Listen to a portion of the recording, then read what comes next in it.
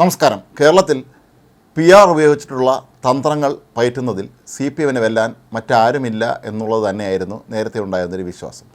പക്ഷേ M V Nikesh കുമാറിൻ്റെ നേതൃത്വത്തിൽ ഇപ്പോൾ അവിടെ രൂപീകരിച്ചിരിക്കുന്ന പി ആർ സംഘത്തിലാകട്ടെ അതൊരു വൻ പരാജയമായി മാറി എന്ന വിലയിരുത്തൽ തന്നെയാണ് മുഖ്യമന്ത്രി പിണറായി വിജയൻ അടക്കമുള്ള നേതാക്കൾക്കുള്ളത്. എം വി ഗോവിന്ദൻ്റെ യാത്രയുമായി ബന്ധപ്പെട്ട് ഒരു മുതിർന്ന വ്യക്തി എത്തി അദ്ദേഹത്തിന് ലഭിച്ച പെൻഷൻ തുക കൈമാറി അത് തിരികെ ഏൽപ്പിക്കുകയൊക്കെ ചെയ്തത് നാടകമായിരുന്നു എന്ന് പിന്നീട് മനസ്സിലാക്കാൻ കഴിഞ്ഞ സാഹചര്യമായിരുന്നു. അതുപോലെ ഇവർ നടത്തിയ എല്ലാ പി ആർ പരിപാടികളും പൊളിഞ്ഞടങ്ങിയ സാഹചര്യത്തിൽ ഇപ്പോൾ ഒടുവിൽ മനസ്സിലാക്കാൻ കഴിയുന്നത് മുഖ്യമന്ത്രി തന്നെ നേരിട്ട് ഇപ്പോൾ കാര്യങ്ങൾ ഏറ്റെടുത്തിരിക്കുന്നു എന്നുള്ളതാണ്. അതിൻ്റെ ഭാഗമായി മലയാളികളുടെ ഏറ്റവും പ്രിയങ്കരനായ മോഹൻലാലിനെ കൊണ്ട്, ലാലേട്ടനെ കൊണ്ട് ഒരു അഭിമുഖം നടത്തിക്കുക എന്നുള്ളതായിരുന്നു പിണറായി മുന്നോട്ട് വെച്ച നിർദ്ദേശമെന്നാണ് പറയപ്പെടുന്നത്. അതുപോലെ പിണറായി വിജയനെ മോഹൻലാലിനെ കൊണ്ട് ഒരു ഇൻ്റർവ്യൂ ഇപ്പോൾ ചിത്രീകരിച്ചിരിക്കുകയാണ്. ഇത് വലിയ താമസമില്ലാതെ തന്നെ ദൃശ്യമാധ്യമങ്ങളിലെത്തും എന്നാണ് പറയപ്പെടുന്നത്.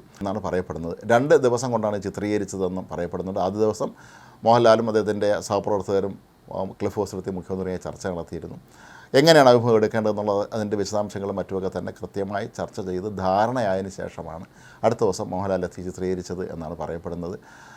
നിയമസഭയിലെ നടപടികൾ പൂർത്തിയാക്കി ക്ലിഫ് ഹൗസിലെത്തിയ മുഖ്യമന്ത്രി അതിൻ്റെ അവശേഷിക്കുന്ന ബാക്കി ചിത്രീകരണം കൂടി നടത്തിയിട്ടാണ് മോഹൻലാൽ മടങ്ങിയത് എന്നാണ് പറയപ്പെടുന്നത്.